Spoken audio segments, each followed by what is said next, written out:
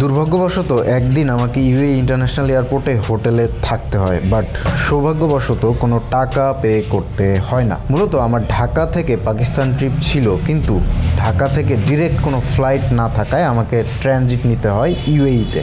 তো আমি air আরাবিয়াতে ticket করি, আমার কানেক্টিং ফ্লাইটও ছিল এয়ার আরাবিয়ার।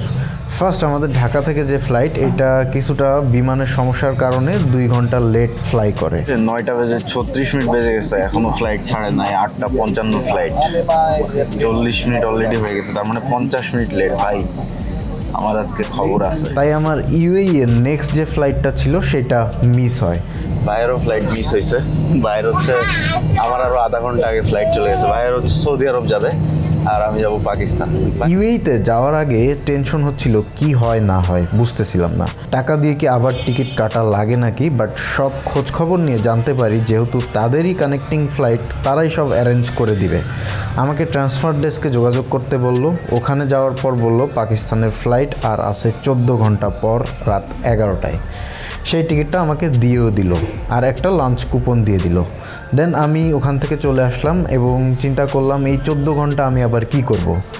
এইটা ভেবে আবার আমি তাদের কাছে চলে গেলাম, গিয়ে বললাম ভাই এই 14 ঘন্টা আমি কি করব এখানে। এটা বলার পরে তারা আমাকে এয়ারপোর্টের মধ্যেই থাকার ব্যবস্থা করে দিল, একটা ইন্টারন্যাশনাল এয়ারপোর্টের মধ্যে সুন্দর একটা থাকার ব্যবস্থা উইদাউট এনি কস্ট। আমাকে যে জায়গাতে থাকতে দেওয়া হয় পার 12 আওয়ার্সের জন্য এখানে বাংলা টাকা হিসাব করলে 7 থেকে 8 হাজার টাকা খরচ হয়। আমাকে এই জায়গাটা দিছে এবং তার সাথে সাথে এই যে পানি, একটা জুতা এবং ব্রাশ পেস্ট দেওয়া হয়েছে। তো আমি এখন যেটা করব, লাঞ্চের জন্য যে কুপন দিছে লাঞ্চটা করে আসবো আর কি, তারপরে একটা ঘুম দিব। লাঞ্চে বসে গেছে, এখানে পিছনে আসলে প্রচুর লোকজন। আর লাঞ্চে এখানে হচ্ছে চিকেন বিরিয়ানি, তার সাথে একটা জুস, পানি আর হচ্ছে টক দই। এই তো, এই ছাড়া আর কোনো কিছু দেয় নাই। আর লাঞ্চ করতে গিয়ে এক বাংলাদেশি ভাইয়ের সাথে দেখা। হাই দিয়ে দেন ভাই। ভাইয়ের বাসা কোথায়? বরিশাল ভোলা থেকে ভাই। তো আসলে এখানে এসে অনেক বাংলাদেশির সাথে দেখা হচ্ছে অ্যান্ড ভালো লাগতেছে আসলে।